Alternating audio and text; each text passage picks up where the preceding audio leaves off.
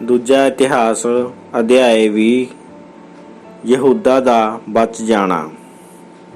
इस दे मगरों ऐ होया कि मुआबी अते अमोनी अते उन्हां नाल कई होर अमोनिया तो छुट यहोशाफाट दे नाल लड़न लई आए। तां कईयां ने आके यहोशाफाट नूं खबर दित्ती कि समुंदर दे पार अराम वल्लों एक वड्डा भारी दल तेरे टाकरे लई आ रहा है ਅਤੇ ਵੇਖ ਉਹ ਹਸ਼ਸ਼ੋਨ ਤਮਾਰ ਵਿੱਚ ਹਨ ਜੋ ਏਨ ਗਦੀ ਹੈ।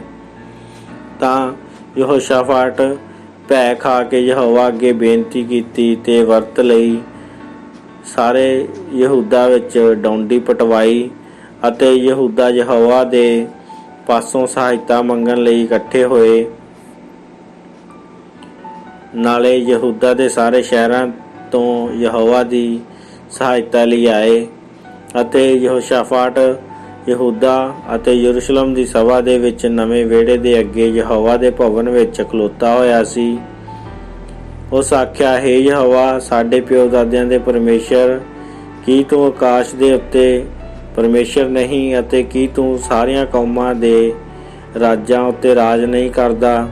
ਤੇਰੇ ਹੱਥ ਵਿੱਚ ਇੰਨੀ ਸ਼ਕਤੀ ਹੈ ਕਿ ਕੋਈ ਤੇਰਾ ਟਾਕਰਾ ਨਹੀਂ ਕਰ ਸਕਦਾ। हे साडे परमेश्वर, की तू ही इस धरती के वसनीकां नूं अपनी प्रजा इसराइल दे अग्गों कढ के अपने मित्र अब्राहम दी अंश नूं सदा लई नहीं दे दिता। सो ओह इस विच वसदे हन अते उन्हां ने तेरे नाम लई एक पवित्र स्थान ऐं आख के बनाया है कि जद कोई बदी साडे उत्ते आ पवे, जिवें तलवार जां न्याऊ ਜਾਂ ਬਵਾ ਜਾਂ ਕਾਲ, ਅਤੇ ਜੇ ਅਸੀਂ ਇਸ ਭਵਨ ਦੇ ਅੱਗੇ ਤੇਰੇ ਹਜ਼ੂਰ ਖੜੇ ਹੋਈਏ, ਕਿਉਂ ਜੋ ਤੇਰਾ ਨਾਮ ਇਸ ਭਵਨ ਵਿੱਚ ਹੈ, ਅਤੇ ਆਪਣੀ ਔਕੜ ਦੇ ਸਮੇਂ ਤੇਰੇ ਅੱਗੇ ਫਰਿਆਦ ਕਰੀਏ ਤਾਂ ਤੂੰ ਸੁਣ ਲਵੇਂ ਅਤੇ ਬਚਾ ਦੇਵੇਂ।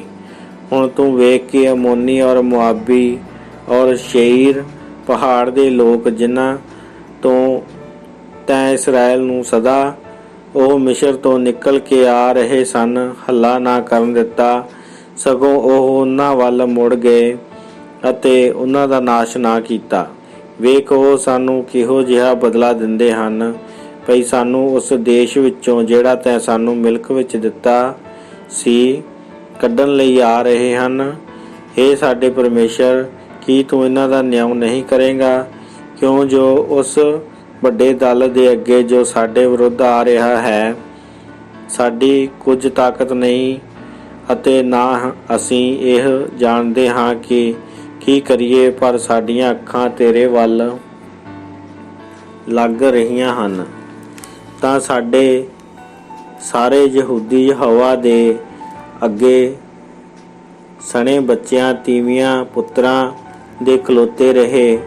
ਤਦ ਸਭਾ ਵਿੱਚੋਂ ਜਹਜੀਏਲ ਲੇਵੀ ਉੱਤੇ ਜੋ ਆਸ਼ਫ ਦੀ ਅੰਸ਼ ਵਿੱਚੋਂ ਸੀ ਅਤੇ ਜ਼ਕਰਿਆ ਦਾ ਪੁੱਤ ਤੇ ਬਨਿਆ ਦਾ ਪੋਤਾ ਤੇ ਜਈਏਲ ਦਾ ਪੜੋਤਾ ਤੇ ਮਤਨਿਆ ਦਾ ਪੜਪੋਤਾ ਸੀ, ਯਹੋਵਾ ਦਾ ਆਤਮਾ ਉਤਰਿਆ ਅਤੇ ਉਸ ਆਖਿਆ, ਹੇ ਯਹੂਦਾ ਤੇ ਯਰੂਸ਼ਲਮ ਦੇ ਵਸਨੀਕੋ ਅਤੇ ਹੇ ਪਾਤਸ਼ਾਹ ਯਹੋਸ਼ਾਫਾਟ, ਤੁਸੀਂ ਸਾਰੇ ਸੁਣੋ। ਯਹੋਵਾ ਤੁਹਾਨੂੰ ਇਉਂ ਆਖਦਾ ਹੈ ਕਿ ਤੁਸੀਂ ਇਸ ਵੱਡੇ ਦਲ ਦੇ ਕਾਰਨ ਨਾ ਡਰੋ ਨਾ ਘਾਬਰੋ, ਕਿਉਂ ਜੋ ਇਹ ਲੜਾਈ ਤੁਹਾਡੀ ਨਹੀਂ ਸਗੋਂ ਪਰਮੇਸ਼ਰ ਦੀ ਹੈ। ਤੁਸੀਂ ਕੱਲ ਉਹਨਾਂ ਦਾ ਟਾਕਰਾ ਕਰਨ ਲਈ ਹੇਠਾਂ ਜਾਣਾ। ਵੇਖੋ ਉਹ ਸੀਸ ਦੀ ਚੜ੍ਹਾਈ ਵੱਲੋਂ ਆ ਰਹੇ ਹਨ ਅਤੇ ਤੁਸੀਂ ਉਹਨਾਂ ਨੂੰ ਯਰੂਏਲ ਦੀ ਉਜਾੜ ਦੇ ਸਾਹਮਣੇ ਵਾਦੀ ਦੇ ਸਿਰੇ ਉੱਤੇ ਪਾਓਗੇ। ਤੁਹਾਨੂੰ ਇਸ ਥਾਂ ਲੜਨਾ ਨਹੀਂ ਪਵੇਗਾ। ਹੇ ਯਹੂਦਾ ਅਤੇ ਯਰੂਸ਼ਲਮ, ਤੁਸੀਂ ਪਾਲ ਬੰਨ੍ਹ ਕੇ ਚੁੱਪਚਾਪ ਖਲੋਤੇ ਰਹਿਣਾ ਅਤੇ ਯਹੋਵਾ ਦਾ ਬਚਾਓ ਜਿਹੜਾ ਤੁਹਾਡੇ ਲਈ ਹੈ ਵੇਖਣਾ। ਨਾ ਡਰੋ ਨਾ ਘਾਬਰੋ। ਕੱਲ ਉਹਨਾਂ ਦੇ ਟਾਕਰੇ ਲਈ ਚੱਲਣਾ, ਕਿਉਂ ਜੋ ਯਹੋਵਾ ਤੁਹਾਡੇ ਅੰਗ ਸੰਗ ਹੈ। ਤਾਂ ਯਹੋਸ਼ਾਫਾਟ ਸਿਰ ਨਵਾ ਕੇ ਧਰਤੀ ਉੱਤੇ ਝੁਕਿਆ ਅਤੇ ਸਾਰੇ ਯਹੂਦਾ ਅਤੇ ਯਰੂਸ਼ਲਮ ਦੇ ਵਸਨੀਕਾਂ ਨੇ ਯਹੋਵਾ ਦੇ ਅੱਗੇ ਡਿੱਗ ਕੇ ਉਹਨੂੰ ਮੱਥਾ ਟੇਕਿਆ ਅਤੇ ਕਹਾਤੀਆਂ ਤੇ ਕੁਰਾਈਆਂ ਦੇ ਲੇਵੀ ਖੜੇ ਹੋ ਕੇ ਵੱਡੀ ਉੱਚੀ ਆਵਾਜ਼ ਨਾਲ ਯਹੋਵਾ ਇਸਰਾਇਲ ਦੇ ਪਰਮੇਸ਼ਰ ਦੀ ਉਸਤਤ ਕਰਨ ਲੱਗੇ ਅਤੇ ਉਹ ਸਾਜਰੇ ਹੀ ਉੱਠ ਕੇ ਤਕਵਾ ਦੀ ਉਜਾੜ ਵੱਲ ਚਲੇ ਗਏ ਅਤੇ ਉਹਨਾਂ ਦੇ ਜਾਣ ਲੱਗਿਆਂ ਯਹੋਸ਼ਾਫਾਟ ਨੇ ਖਲੋ ਕੇ ਆਖਿਆ, हे ਯਹੂਦਾ ਤੇ ਯਰੂਸ਼ਲਮ ਦੇ ਵਸਨੀਕੋ, ਸੁਣੋ। ਆਪਣੇ ਪਰਮੇਸ਼ਰ ਯਹੋਵਾ ਦੇ ਉੱਤੇ ਭਰੋਸਾ ਰੱਖੋ ਤਾਂ ਤੁਸੀਂ ਕਾਇਮ ਰਹੋਗੇ। ਉਸ ਦੇ ਨਬੀਆਂ ਉੱਤੇ ਵਿਸ਼ਵਾਸ ਕਰੋ ਤਾਂ ਤੁਸੀਂ ਸਫਲ ਹੋਵੋਗੇ।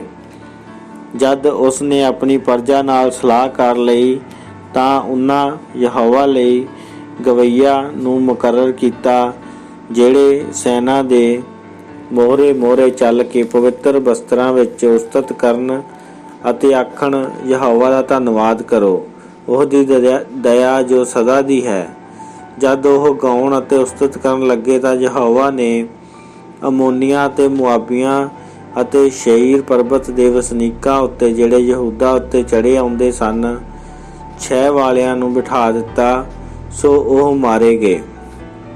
ਕਿਉਂ ਜੋ ਅਮੋਨੀ ਅਤੇ ਮੁਆਬੀ ਸ਼ਹਿਰ ਦੇ ਵਸਨੀਕਾਂ ਦੇ ਟਾਕਰੇ ਵਿੱਚ ਖਲੋ ਗਏ ਤਾਂ ਜੋ ਉਹ ਉਹਨਾਂ ਨੂੰ ਕਤਲ ਕਰਕੇ ਮੇਟ ਦੇਣ ਅਤੇ ਜਦ ਉਹ ਸ਼ਹਿਰ ਦੇ ਵਸਨੀਕਾਂ ਨੂੰ ਮੁਕਾ ਚੁੱਕੇ ਤਾਂ ਉਹ ਵਾਪਸ ਵਿੱਚ ਇੱਕ ਦੂਜੇ ਨੂੰ ਵੱਢਣ ਲੱਗ ਪਏ। ਅਤੇ ਜਦ ਯਹੂਦਾ ਨੇ ਉਜਾੜ ਦੇ ਬੁਰਜ ਉੱਤੇ ਪੁੱਜ ਕੇ ਉਸ ਵੱਡੇ ਦਲ ਨੂੰ ਡਿੱਠਾ ਤਾਂ ਵੇਖੋ, ਉਹਨਾਂ ਦੀਆਂ ਲੋਥਾਂ ਧਰਤੀ ਉੱਤੇ ਪਈਆਂ ਸਨ ਅਤੇ ਕੋਈ ਨਾ ਬਚਿਆ।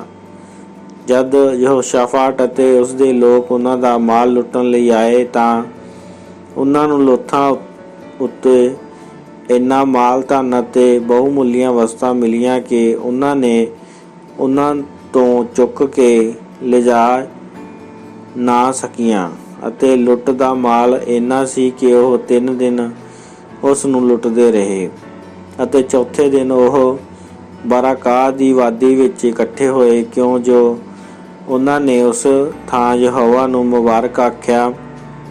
ਇਸ ਲਈ ਉਸ ਅਸਥਾਨ ਦਾ ਨਾਮ ਅੱਜ ਤੱਕ ਬਰਾਕਾ ਦੀ ਵਾਦੀ ਹੈ।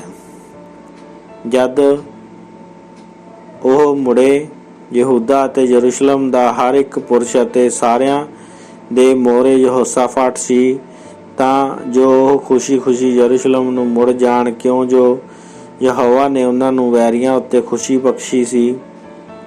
ਸੋ ਉਹ ਸਿਤਾਰਾਂ, ਬਰਬਤਾਂ ਅਤੇ ਧੁਰੀਆਂ ਲੈ ਕੇ ਯਰੂਸ਼ਲਮ ਵਿੱਚ ਯਹੋਵਾ ਦੇ ਭਵਨ ਵਿੱਚ ਆਏ ਤਾਂ ਪਰਮੇਸ਼ਰ ਦਾ ਭੈ ਉਹਨਾਂ ਦੇਸ਼ਾਂ ਦਿਆਂ ਸਾਰਿਆਂ ਰਾਜਾਂ ਉੱਤੇ ਪੈ ਗਿਆ। ਜਦ ਉਹਨਾਂ ਨੇ ਸੁਣਿਆ ਕਿ ਇਸਰਾਇਲ ਦੇ ਵੈਰੀਆਂ ਨਾਲ ਯਹੋਵਾ ਨੇ ਲੜਾਈ ਕੀਤੀ ਹੈ, ਸੋ ਯਹੋਸ਼ਾਫਾਟ ਦੇ ਰਾਜ ਵਿੱਚ ਅਮਨ ਚੈਨ ਰਿਹਾ ਅਤੇ ਉਸ ਦੇ ਪਰਮੇਸ਼ਰ ਨੇ ਉਹਨੂੰ ਦੁਆਲਿਓਂ ਆਰਾਮ ਬਖਸ਼ਿਆ। ਯਹੋਸ਼ਾਫਾਟ ਯਹੂਦਾ ਉੱਤੇ ਰਾਜ ਕਰਦਾ ਰਿਹਾ। ਜਦ ਉਹ ਰਾਜ ਕਰਨ ਲੱਗਾ ਤਾਂ 35 ਵਰ੍ਹਿਆਂ ਦਾ ਸੀ ਅਤੇ ਉਸ ਯਰੂਸ਼ਲਮ ਵਿੱਚ 25 ਵਰ੍ਹੇ ਰਾਜ ਕੀਤਾ ਅਤੇ ਉਹਦੀ ਮਾਤਾ ਦਾ ਨਾਮ ਅਜੂਬਾ ਸੀ, ਜੋ ਸਿਲਹੀ ਦੀ ਧੀ ਸੀ। ਉਹ ਆਪਣੇ ਪਿਤਾ ਆਸ਼ਾ ਦੇ ਰਾਹ ਵਿੱਚ ਚੱਲਦਾ ਰਿਹਾ ਔਰ ਉਸ ਤੋਂ ਨਾ ਮੁੜਿਆ, ਪਰ ਉਹ ਕਰਦਾ ਰਿਹਾ ਜੋ ਯਹੋਵਾ ਦੀ ਨਿਗਾਹ ਵਿੱਚ ਠੀਕ ਸੀ। ਤਾਂ ਵੀ ਉੱਚੇ ਸਥਾਨ ਹਟਾਏ ਨਾ ਗਏ, ਕਿਉਂ ਜੋ ਅਜੇ ਲੋਕਾਂ ਨੇ ਆਪਣੇ ਪਿਓ ਦਾਦਿਆਂ ਦੇ ਪਰਮੇਸ਼ਰ ਨਾਲ ਦਿਲ ਨਹੀਂ ਲਾਇਆ ਸੀ।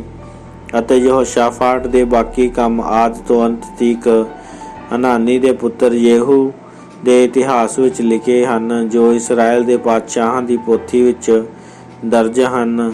ਇਸ ਦੇ ਮਗਰੋਂ ਯਹੂਦਾ ਦੇ ਪਾਤਸ਼ਾਹ ਯਹੋਸ਼ਾਫਾਟ ਨੇ ਇਸਰਾਇਲ ਦੇ ਪਾਤਸ਼ਾਹ ਅਹਜਿਯਾਹ ਨਾਲ ਮੇਲ ਕੀਤਾ, ਜੋ ਬਹੁਤ ਬੁਰਾਈ ਕਰਦਾ ਸੀ, ਅਤੇ ਇਸ ਲਈ ਉਸ ਨਾਲ ਮੇਲ ਕੀਤਾ ਕਿ ਤਰਸੀਸ ਨੂੰ ਜਾਣ ਲਈ ਜਹਾਜ਼ ਬਣਾਵੇ ਅਤੇ ਉਹਨਾਂ ਨੇ ਅਸ਼ਯੋਨ ਗਬਰ ਵਿੱਚ ਜਹਾਜ਼ ਬਣਾਏ।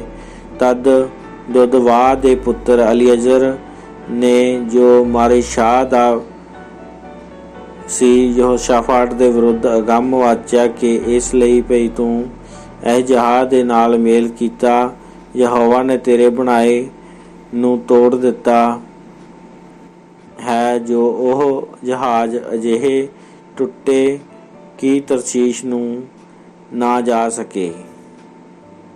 आमीन।